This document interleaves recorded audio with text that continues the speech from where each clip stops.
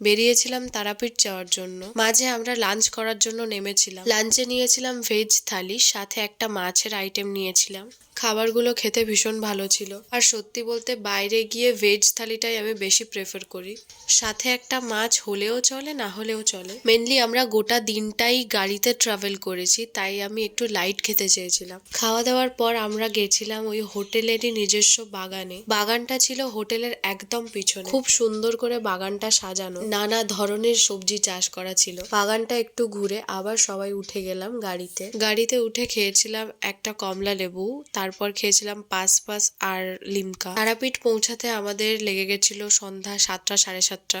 আমরা সবাই চলে এসেছিলাম পূজা দেওয়ার জন্য। পূজা দিয়ে বেরোতে বেরোতে আমাদের 11টা, 11:30 বেজে গেছিল। দেখতেই পাচ্ছ কতটা ভিড় ছিল। সবাই একটু রেস্ট নেওয়ার পর চলে এসেছিলাম খাওয়া দাওয়া করতে, কারণ অলরেডি তখন 12টা, 12:30 বাজে। আমাদের তখনও ডিনার করা হয়নি। হাতে লাল যেটা দেখতে পাচ্ছ সেটা আলতার দাগ। তারাপীঠে মায়ের পায়ে আলতা ঢালতে হয়, তখনই দাগটা লেগেছিল। পরে হাত ধোয়ার সময় অনেকবার চেষ্টা করেছিলাম, কিন্তু দাগটা আমার ওঠেনি। যাই হোক, ডিনারে খেয়েছিলাম মাছ ভাত। অলরেডি রাত 12:30 বাজে, আর খাওয়ার পর সারা রাত গাড়িতেই থাকতে হতো। আর সারাদিন ট্রাভেল করার পর আমার শরীরটাও আর পারমিট করছিল না, তাই আমাকে চিকেন খাওয়ার কথা বললেও আমি খাইনি। খাওয়া দাওয়া করে 1টা নাগাদ আমরা গাড়িতে উঠে গেছিলাম। সারা রাত গাড়ি চলার পর আমরা বাড়ি পৌঁছেছিলাম সকাল 6:30টায়।